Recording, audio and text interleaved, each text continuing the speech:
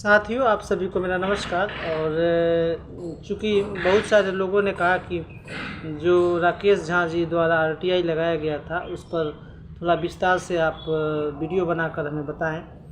तो मनोज भाई कभी कभी वीडियो में बोल देते हैं कि आप लोग अपनी बुद्धि का इस्तेमाल नहीं करते, तो सही बोलते हैं। और चूँकि अपनी भी बुद्धि और दिमाग का इस्तेमाल करना चाहिए। यह आरटीआई दो महीना पहले या 3 महीना पहले जब भी लगाया गया हो, और उस समय जो स्थिति थी उस समय का जवाब है कि, और उसमें स्पष्ट कर दिया गया है जाति आधारित जनगणना और नियमित बहाली को लेकर यह आरटीआई था, जिसमें जाति आधारित जो जनगणना थी वह पहले से प्रायोजित थी कि किसी और से कराना है, शिक्षकों और अन्य कर्मियों से कराना है, तो उसको छोड़ दिया जाए। जवाब जो आया है वह नियमित बहाली को लेकर है, और उसमें जो जवाब में जो दिया गया है वह सरकार ने अपनी पूरी गोपनीयता को ध्यान में रखते हुए वह केवल आपको संकेत दिया है कि उससे भी आप समझ जाएं। तो संकेत को अगर आप नहीं समझ सकते और अपने बुद्धि और दिमाग का इस्तेमाल नहीं कर सकते, तो इससे बड़ी समस्या और क्या हो सकती है कि हर चीज़ को हम लोग डिफ़ाइन करें और वीडियो में बनाएं और वीडियो में बताएं। ये बहुत बड़ी समस्या है।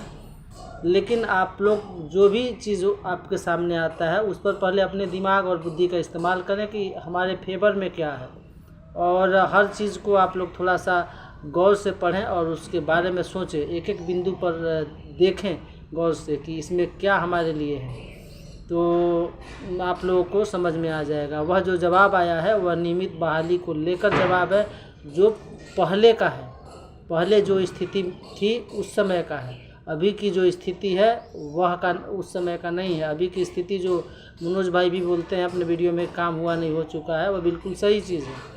और आप लोगों को अगर लगता है कि हम लोग झूठ बोल रहे हैं या आप लोगों को बरगला रहे हैं, तो हम लोगों ने कई वीडियो में कहा भी है, बार बार बोलते भी हैं कि आप लोग अपने बारे में क्या स्थिति है सांख्यिकी स्वयंसेवकों की, आप लोग खुद से भी पता कर लें।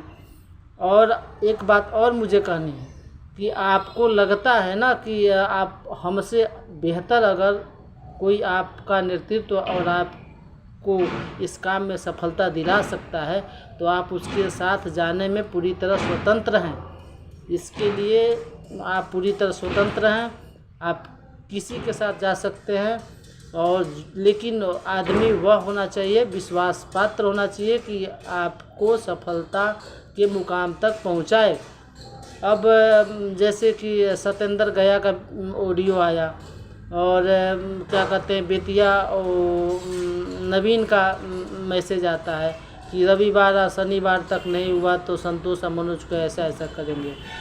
तो भाई साहब, आप लोग या तो इन लोगों का इलाज करवाइए और नहीं तो किसी दूसरे व्यक्ति पर छोड़ दीजिए। और बहुत लोग इस मौका को तलाश कर रहे हैं, इस मौके की तलाश में है कि ये संतोष और मनोज थोड़ा सा इस मामले से डाइवर्ट हों और हमको मौका मिल जाए और पुनः उसी स्थिति में हम ला दें जो स्थिति पहले थी, और फिर लूट खसोट चालू हो जाए। तो अगर आपकी मंशा और आपका मन है कि उसी तरह की आपकी स्थिति बनी रहे, तो आप उसके साथ जाइए, आप पूरी तरह स्वतंत्र हैं, जैसा सत्येंद्र के ऑडियो में बताया गया था। तो इससे हम लोग को कोई आपत्ति नहीं। और जो भी हम लोग बताते हैं वह अंदर से जो जवाब मिलता है, सचिवालय से जो सूचना मिलती है उस पर आधारित होता है। उसमें 2-4 दिन आगे पीछे करके हम लोग बताते हैं, लेकिन उस समय पर प्रकाशित नहीं होता है। तो इसके दोषी हम लोग नहीं हैं। हम लोग भी तो यह कहते हैं कि आप लोग अपने स्तर से भी पता लगाएं। अब आरटीआई का जो जवाब आया है, पहले यही राकेश झा जी निगेटिव बात करते थे, आज पॉजिटिव कर रहे हैं ना। इसी तरह सारे लोग पॉजिटिव हो जाएंगे।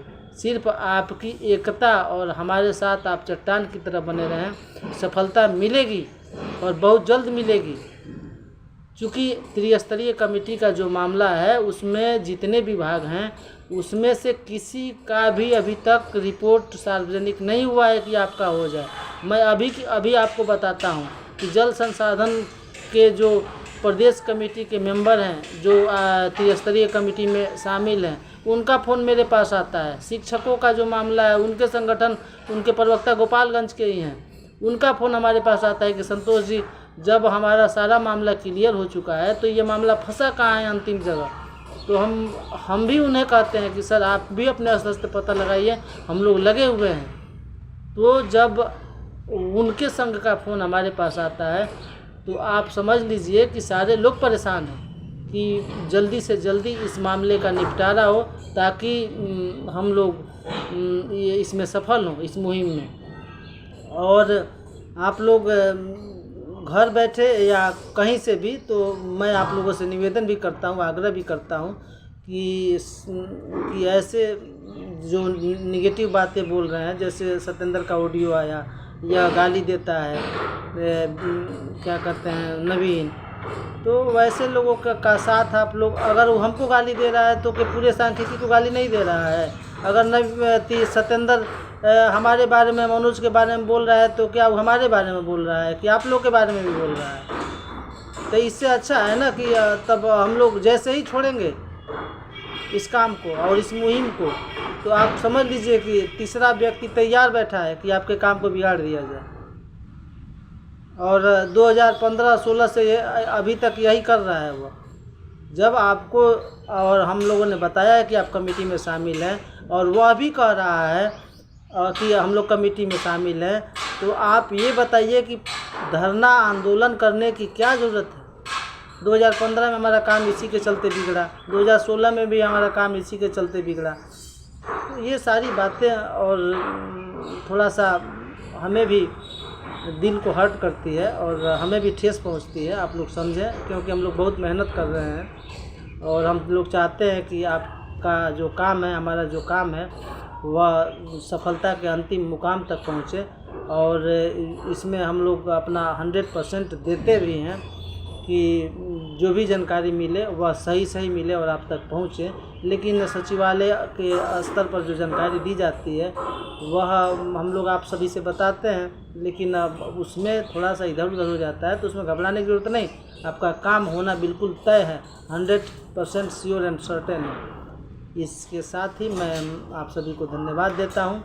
आप सभी चट्टान की तरह और हमारे साथ बने रहें, जिससे हम सभी आपको सफलता की अंतिम मुकाम तक हम सब मिलकर आपको पहुंचा सकें। आप सभी को धन्यवाद।